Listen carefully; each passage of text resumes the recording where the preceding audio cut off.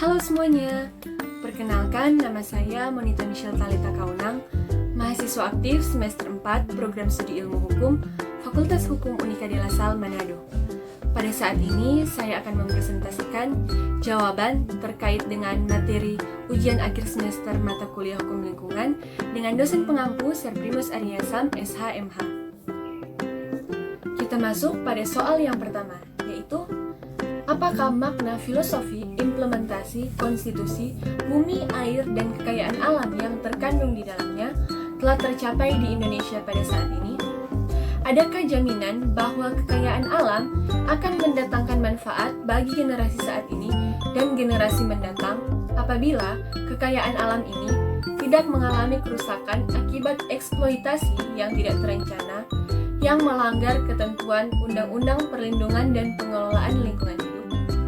Jawaban dari pertanyaan tersebut ialah, menurut saya, terwujudnya implementasi konstitusi air, bumi, dan kekayaan alam yang terkandung di dalamnya, seperti yang dimuat dalam pasal 33 ayat 3 Undang-Undang Dasar Negara Republik Indonesia tahun 1945, yang berbunyi bahwa air, bumi, dan kekayaan alam yang terkandung di dalamnya dikuasai oleh negara untuk kemakmuran rakyat. Hal ini ada yang tercapai, ada yang belum tercapai. Ini dapat dilihat dari berbagai permasalahan lingkungan yang terjadi di Indonesia. Salah satunya, kita bisa mengambil contoh banyak perusahaan-perusahaan asing yang mendirikan perusahaannya di Indonesia. Menurut saya, ini akan sangat merugikan bagi bangsa kami, karena meskipun perusahaan asing ini telah memiliki izin yang legal dan membayar pajak kepada Indonesia, namun ini tidak sebanding dengan sumber daya alam yang dimiliki Indonesia.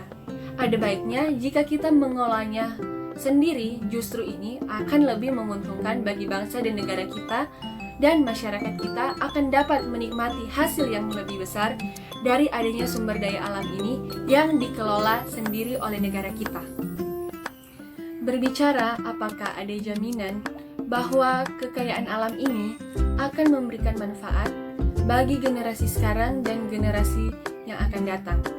Menurut saya, dengan adanya ketentuan peraturan perundang-undangan yang mengatur tentang perlindungan pengelolaan lingkungan hidup, yaitu Undang-Undang Nomor 4 Tahun 1982, Undang-Undang Nomor 23 Tahun 1997, dan Undang-Undang Nomor 32 Tahun 2009, ini sudah jelas menunjukkan bahwa pemerintah sangat serius untuk menjaga lingkungan sekitar kita agar generasi yang akan datang bisa menikmati lingkungan yang sehat yang kita miliki seperti saat ini. Namun, ada banyak masyarakat yang salah artikan arti dari undang-undang ini. Bahkan ada masyarakat yang belum mengetahui bahwa terdapat aturan yang mengatur tentang perlindungan dan pengelolaan lingkungan hidup. Olehnya, dibutuhkan peranan hubungan timbal balik antara pemerintah dan masyarakat dalam mewujudkan tercapainya penegakan hukum dalam lingkungan hidup. Dalam hal ini, seperti yang bisa saya contohkan, pemerintah harus melakukan sosialisasi dan edukasi kepada masyarakat agar masyarakat mengetahui dan memahami arti dari undang-undang tentang lingkungan hidup ini. Dengan demikian, masyarakat-masyarakat ini akan mematuhi hukum ini, dan itu berarti bahwa lingkungan kita akan terjaga dan generasi mendatang akan merasakan manfaat dari lingkungan hidup yang sehat ini, sehingga mereka dapat menikmati dan mengolahnya untuk kemakmuran rakyat di masa yang akan mendatang. Baiklah, kita masuk pada pertanyaan yang kedua, yaitu apakah instrumen hukum nasional, baik konstitusi maupun Undang-Undang Republik Indonesia Nomor 32 Tahun 2009 tentang perlindungan dan pengelolaan lingkungan hidup telah menjadi jaminan bahwa aspek penegakan hukum lingkungan di Indonesia telah berjalan dengan baik? Jika sudah, apa indikatornya? Dan jika belum, apakah faktor penghambatnya? Jelaskan analisis saudara. Jawaban dari pertanyaan tersebut ialah, jika dilihat dari ketentuan peraturan perundang-undangan yang telah dibuat, yaitu Undang-Undang Republik Indonesia Nomor 32 Tahun 2009 tentang perlindungan dan pengelolaan lingkungan hidup, seharusnya itu sudah cukup untuk menjamin terlaksananya penegakan hukum lingkungan di Indonesia. Namun, tidak demikian. Kenyataan yang terjadi di lapangan itu sangat berbanding terbalik dengan aturan hukum dalam undang-undang ini. Di lapangan, masih banyak terjadi penyelewengan hukum lingkungan. Dan ini juga disebabkan oleh supremasi hukum, yaitu kurang tegasnya pemerintah dalam menangani kasus lingkungan hidup ini. Sehingga para pelaku penyelewengan hukum lingkungan ini semakin menjadi-jadi. Dan juga tahapan-tahapan yang harus dilalui dalam proses penyelesaian kasus lingkungan hidup ini menurut saya itu terlalu berbelit-belit, sehingga putusan-putusan dan sanksi-sanksi yang akan dikeluarkan juga pasti akan lama, dan itu akan berbahaya bagi generasi yang akan datang. Berbicara mengenai faktor penghambat terbesar agar terciptanya penegakan hukum lingkungan ini, yaitu menurut saya faktor terbesarnya adalah kurangnya perhatian pemerintah terhadap masyarakat-masyarakat yang ada di negara kita, yaitu bisa dilihat dalam hal ini kurangnya sosialisasi dan edukasi kepada masyarakat. Masih banyak masyarakat yang belum memahami dan belum mengetahui undang-undang tentang lingkungan hidup ini, sehingga mengakibatkan banyak masyarakat yang menyalahartikan arti dari undang-undang ini. Selain itu, juga menjadi faktor penghambat terbesar dalam penegakan hukum lingkungan, yaitu kurang kesadaran dari masyarakat untuk menjaga lingkungan hidup itu sendiri. Padahal, lingkungan itu sangat bermanfaat dan akan sangat berguna memberikan dampak positif bagi setiap masyarakat jika masyarakat ini memelihara lingkungan itu dengan sebagaimana mestinya. Dan dengan demikian, pelaksanaan hukum lingkungan di Indonesia seharusnya bisa berjalan dengan baik jika terjalin kerjasama antara masyarakat dan pemerintah untuk memberantas permasalahan-permasalahan hukum lingkungan hidup. Dengan demikian, masyarakat Indonesia dapat menikmati keselarasan akan lingkungan hidup ini dan memberikan dampak yang baik bagi kehidupan di masa yang akan mendatang. Kita masuk pada pertanyaan yang ketiga, yaitu persoalan yang sering dihadapi oleh masyarakat dalam penegakan hukum lingkungan adalah akses terhadap keadilan. Sebab tidak dapat dipungkiri bahwa perusahaan kadang-kadang melakukan praktik serangan hukum balik. Beberapa contoh kasusnya yaitu seperti Dr. Rignolda Jamaluddin dari Yayasan Kelola Manado divonis bersalah oleh Pengadilan Negeri Manado dengan amar putusan melakukan pencemaran nama baik terhadap perusahaan Newmont, serta kasus Jul Takaliwang dari Yayasan Suara Nurani yang divonis Pengadilan Negeri Manado 1,2 tahun dengan tuduhan provokasi mendemo tambang Australia PT Miri Soputan Mining atau MSM. Menurut Anda, faktor apakah yang menyebabkan hal demikian terjadi? Apakah ada alternatif lain untuk menangkal strategi serangan balik dari perusahaan terhadap masyarakat yang memperjuangkan keadilan? Yang menjadi jawaban dari pertanyaan tersebut ialah, menurut saya, faktor yang menyebabkan terjadinya persoalan lingkungan terhadap akses keadilan yang memungkiri terjadinya praktik serangan hukum balik oleh perusahaan ialah adanya diskriminasi hukum terhadap masyarakat kelas menengah ke bawah, yang pastinya dalam pikiran masyarakat ini akan memunculkan sebuah opini bahwa yang berduit pasti yang akan menang melawan hukum. Selain itu, alternatif yang dapat dilakukan untuk mencegah dan mengurangi ketidakadilan ini, menurut saya kembali lagi kepada peran pemerintah. Pemerintah seharusnya memberikan bantuan hukum kepada masyarakat yang kurang mampu agar mereka dapat menerima hak dan tanggung jawabnya sebagai warga negara, dan mereka akan mendapatkan perlindungan hukum yang berlaku sesuai dengan ketentuan peraturan perundang-undangan yang berlaku di Indonesia. Kita masuk pada pertanyaan yang keempat, yaitu menurut Anda, apakah yang perlu dilakukan oleh pihak perusahaan jika AMDAL-nya bertentangan dengan rencana tata ruang wilayah atau RT/RW? Misalnya, PT MSM yang mendapat sorotan karena merencanakan pembuangan tailing ke Teluk Rinodoran dan memicu keresahan warga masyarakat Minut dan Kota Bitung.